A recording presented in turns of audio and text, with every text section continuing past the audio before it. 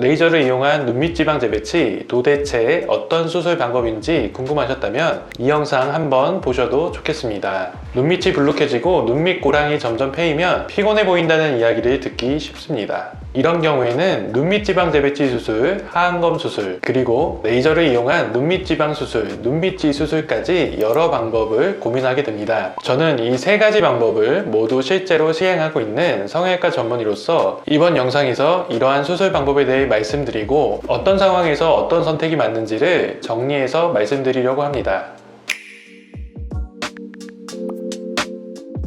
눈밑이 불룩해 보이면 흔히 지방이 많아서 그렇다고 생각하게 됩니다. 물론 눈밑 지방의 양이 원인인 경우도 있지만 실제로는 지방 하나만으로 설명되지 않는 경우가 더 많습니다. 눈 밑의 구조를 보시겠습니다. 피부와 그 밑에 바로 근육이 위치하고 그 안쪽에 잠자리 날개와 같은 얇은 막, 이것을 경막이라고 하는데 이 경막 안에 눈밑 지방이 들어있습니다. 지방을 잡아주는 경막, 피부, 그리고 안경근까지 여러 구조가 함께 영향을 줍니다. 경막이 느슨해지면 지방이 앞으로 밀려나오고 여기에 피부 탄력이나 근육 지지력까지 떨어지면 불룩함과 처짐이 같이 나타나게 됩니다. 그래서 눈밑 문제는 지방만 볼 게 아니라 어떤 구조가 얼마나 약해졌는지를 먼저 판단하는 게 중요합니다.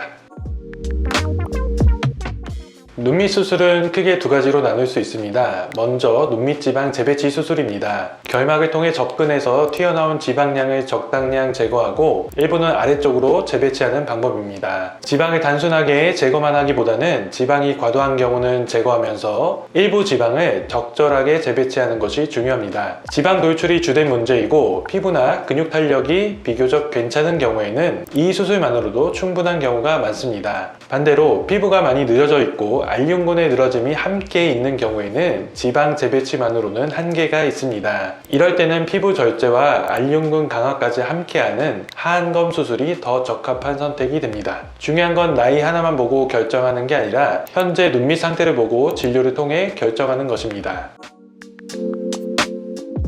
눈밑 지방 재배치나 하안검 수술을 할 때 결막을 절개하고 지방을 다루는 데 사용하는 도구가 전기소작기, 흔히 말하는 보비입니다. 의학 드라마에서 한 번쯤은 들어보셨을 것입니다. 지방을 제거하고 출혈을 조절하는 역할을 하는 기본적인 수술 도구입니다.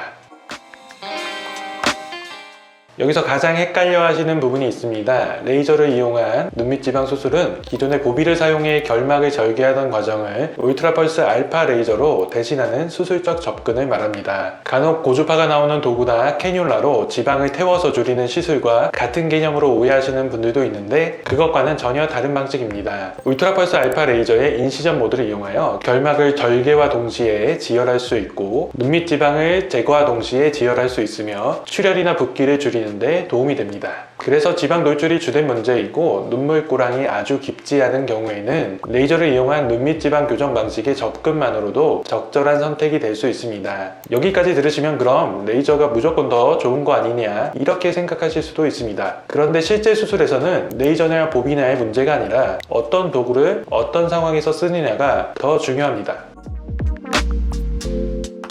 자동차도 성능 차이가 크듯이 보비 역시 출력의 안정성이나 절개 정교함에서 차이가 납니다. 수술자의 경험이 비슷하다면 이런 장비 차이가 붓기나 회복 속도에서 차이를 만드는 경우도 있습니다. 그래서 저는 일반적인 보비뿐만 아니라 보다 정교한 절개와 지혈이 가능한 베살리우스를 함께 사용하고 있습니다. 결국 실제 수술에서는 보비를 사용할지 레이저를 사용할지 혹은 두 가지를 병행할지를 환자분의 눈밑 상태에 맞춰 선택하게 됩니다.